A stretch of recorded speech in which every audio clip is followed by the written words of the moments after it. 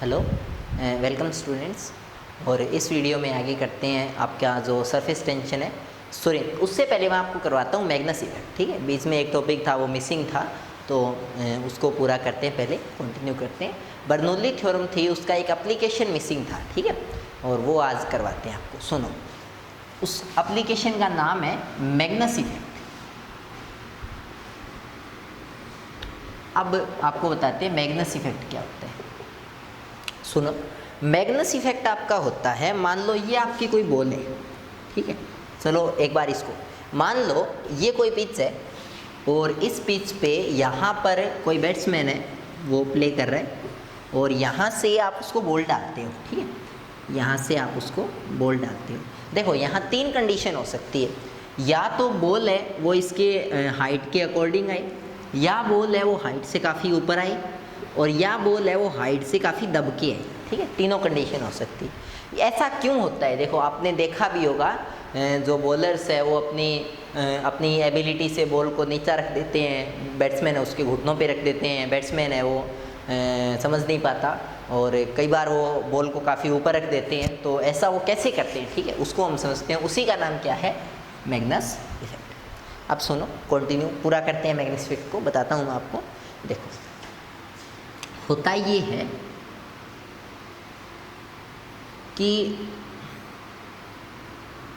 जब जो आपका बॉलर है ना, बॉलर ये मान लो बॉल है, तो बॉलर करता क्या है, बॉल को थोड़ा सा ऐसे हाथ से स्विंग करवाता है। ठीक है, हाथ से स्विंग करवाता है तो ऐसे बॉल को ऊपर से स्पीड दे देता है। कई बार अगर वो बॉल को ऊपर से स्पीड दे देगा तो ऊपर बॉल की स्पीड है, मतलब बॉल की स्पीड या बॉल के साथ जो एयर जा रही है उसकी स्पीड, वो थोड़ी सी उसकी हाथ की वजह से सहारा देने के कारण ज़्यादा होगी। ठीक है, अगर स्पीड ज़्यादा हो गई तो आपको एक चीज़ पता है कि P1 V1, आपको एक चीज़ पता है, प्रेशर है वो बढ़ता है तो वेलोसिटी कम हो जाती है, और वेलोसिटी अगर बढ़ती है तो प्रेशर कम हो जाता है ना। प्रेशर और वेलोसिटी एक दूसरे के क्या होते हैं? उल्टा होते हैं। तो उसी चीज़ को देखते हैं। सुनो, अगर यहाँ पे स्पीड काफ़ी ज़्यादा हो गई तो यहाँ पे प्रेशर है वो क्या हो जाएगा? कम हो जाएगा, है ना। यहाँ पे प्रेशर है वो कम हो जाएगा। अब नीचे किसी पॉइंट पे अगर अपन लोग देखते हैं तो नीचे किसी पॉइंट पे प्रेशर है वो क्या है?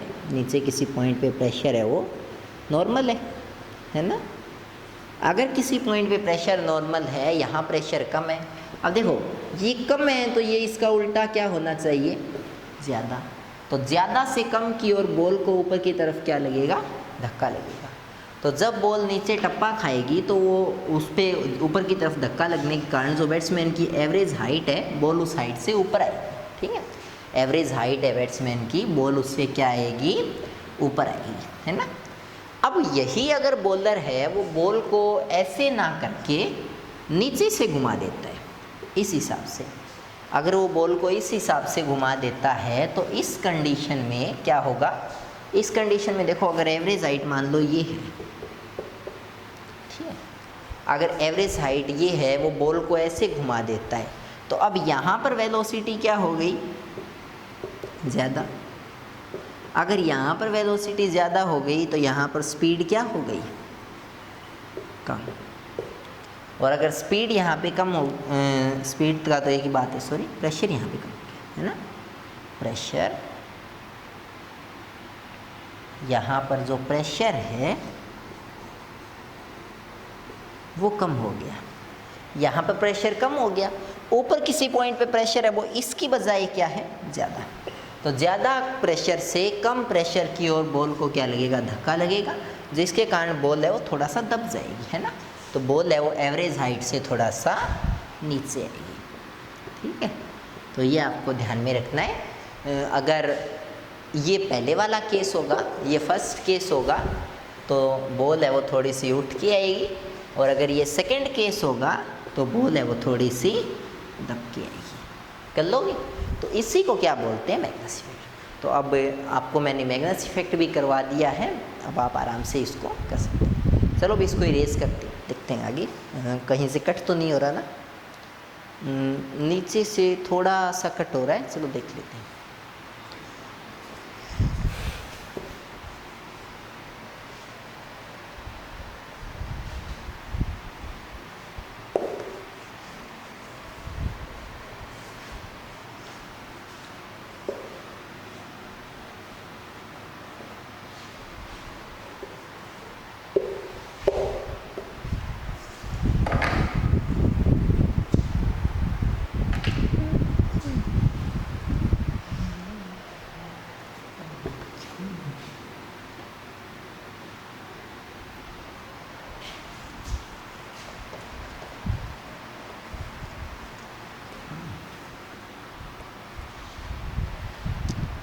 चलो भी, अब मैं करता क्या हूँ, मैं आपको अब सरफेस टेंशन के कुछ फ़ायदे बताता हूँ, ठीक है। सम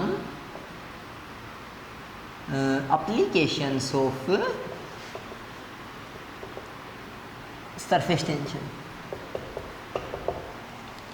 सुनो, सरफेस टेंशन की पहली एप्लीकेशन तो ये है कि आपका जो हाँ सुनो, देखो वाटर की जो छोटी ड्रॉप्स है, स्मॉल ड्रॉप्स है, वो स्फेरिकल होती है ना, और बड़ी ड्रॉप्स है वो ओवल शेप में होती है, अंडाकार होती है। तो ऐसा क्यों? सुनो, देखो वाटर की जो छोटी ड्रॉप्स है, मैं लिख देता हूँ यहाँ पे, पहला एप्लीकेशन है small drop of water is round but bigger are oval, ठीक है भाई, राइटिंग थोड़ी देख लेना। ठीक, अब सुनो, अगर आप किसी स्मॉल ड्रॉप है, अगर आप उस स्मॉल ड्रॉप को देखते हो, इस हिसाब से किसी स्मॉल ड्रॉप को अगर आप देखते हो तो ये है, इस पे चारों तरफ से सरफेस टेंशन लगता है ना।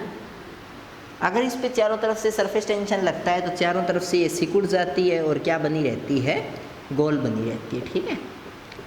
लेकिन अगर वो ड्रॉप काफ़ी बड़ी हो गई तो इस पे लग तो अभी भी सरफेस टेंशन रहा है, लेकिन अब जो ड्रॉप है उसका वेट काफ़ी ज़्यादा होने से वो नीचे ग्रेविटी के कारण नीचे झुक जाती है।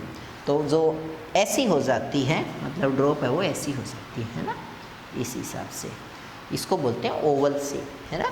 तो ओवल शेप में क्यों आ जाती है? क्योंकि ग्रेविटी के कारण वो थोड़ा सा कोलैप्स हो जाती है। कर लो। तो एक एप्लीकेशन तो ये है। दूसरा एप्लीकेशन,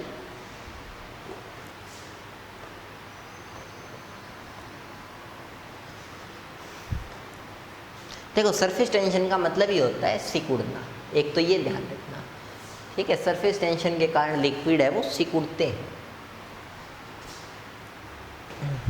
और एक चीज़ और ध्यान रखना, सरफेस तभी बनती है जब वो चीज़ लिक्विड में हो। अगर कोई चीज़ गैसियस है तो फिर उसकी कोई सरफेस नहीं होती, ठीक है। अब देखो इसको, सुनो, सबसे पहले देखते हैं,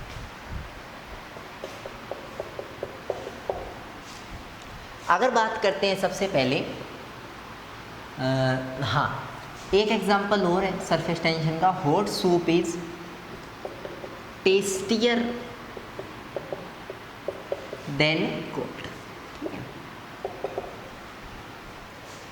ये सेंटेंस गलत है, मोर टेस्टी।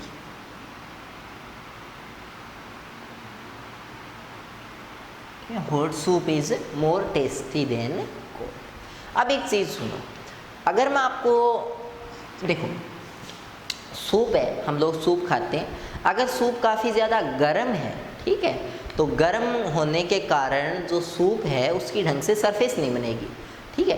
क्योंकि सूप जब गर्म होता है तो वो थोड़ा सा सेमी वेपर फॉर्म में होता है, ठीक है।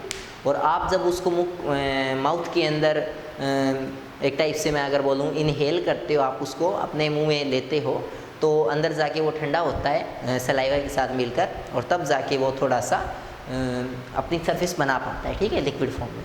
तो मैं आपको ये बताना चाहता हूँ कि जब आप गर्म सूप को खाते हो ना, तो गर्म सूप है उस पर उतना सरफेस टेंशन नहीं होता, ठीक है।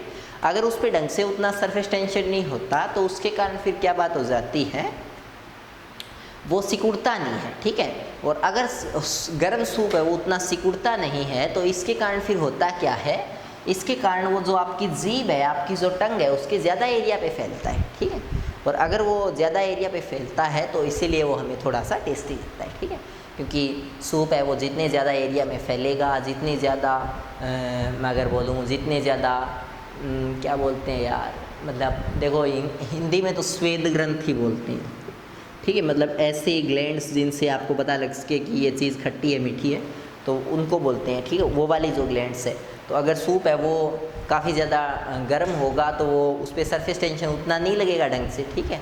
और अगर उस पर सरफेस टेंशन ढंग से नहीं लगेगा तो होगा क्या, फिर उससे वो ज़्यादा एरिया में फैलेगा, ज़्यादा उनको स्वेद ग्रंथियों को कवर करेगा और हमें वो टेस्टी लगेगा, ठीक है। कोई चीज़ हमारे मुंह के अंदर जितने ज़्यादा ग्लैंड्स को कवर अप करती है वो चीज़ हमें उतनी ज़्यादा टेस्टी लगती है, ठीक।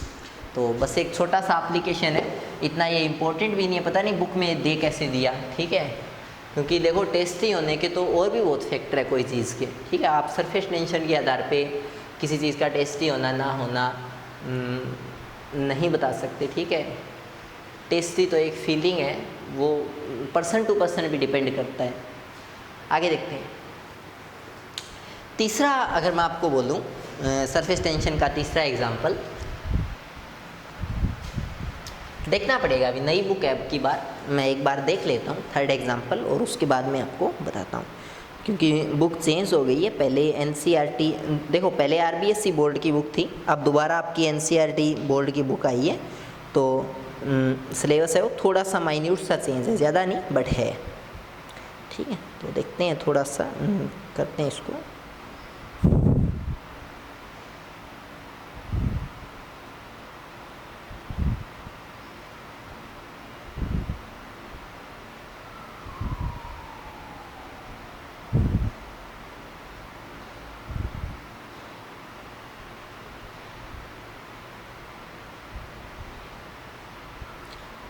चलो अब नहीं दौड़ोगा, ठीक है। सुनो मैं ऐसे ही बता देता हूँ, एक मैं आपको और बताता हूँ।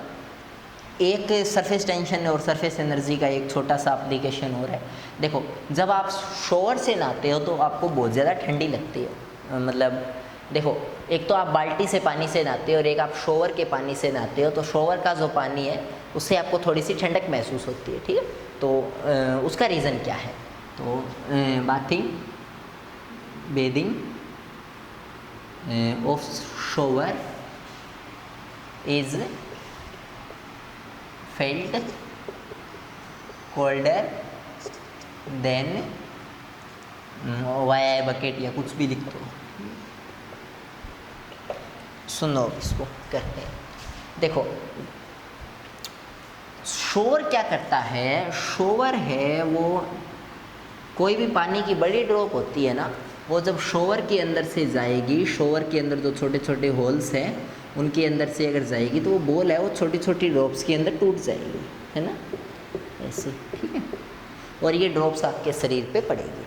अब सुनो, जब ये इस ड्रॉप को छोटी छोटी ड्रॉप में तोड़ता है तो आपको एक रूल याद रखना है, नेचर के अंदर अगर किसी चीज़ को आप ब्रेक करते हो तो आपको एनर्जी रिक्वायर्ड है, आपको एनर्जी चाहिए किसी चीज़ को ब्रेक करने के लिए, और किसी चीज़ को फॉर्म करने के लिए करने से आपको एनर्जी मिलती है, ठीक है। जब दो पार्टिकल्स आपस में मिलते हैं, दो पार्टिकल्स अट्रैक्शन के कारण आपस में मिलते हैं तो आपको एनर्जी मिलती है। जब आप किसी चीज़ को बाइंड करते हो, तोड़ते हो, जब किसी चीज़ को आप ब्रेक करते हो तो उससे आपको एनर्जी लगानी पड़ती है, थोड़े से आप ब्रेक करोगे, अपनी मस्कुलर एनर्जी वगैरह दोगे, है ना। तो अब देखो ये शोवर है, ये शोवर जब इस ड्रॉप को छोटी ड्रॉप्स में तोड़ेगा तो इसको एनर्जी चाहिए। अब देखो शोवर के अंदर कोई आदमी तो बैठा नहीं है जो ड्रॉप को हथौड़े से तोड़ रहा है, यानी शोवर है वो ड्रॉप से एनर्जी थोड़ी थोड़ी लेके ड्रॉप्स को ही तोड़ रहा है, ठीक है। अब अगर शोवर ड्रॉप से एनर्जी लेगा तो ड्रॉप की एनर्जी में क्या आ जाएगी, कमी आ जाएगी। और ड्रॉप्स के पास कौन सी एनर्जी होती है, थर्मल एनर्जी, तो उनकी थर्मल एनर्जी में कमी आ जाएगी और वो कम गर्म हो जाएगी, यानी वो क्या हो जाएगी, ठंडी।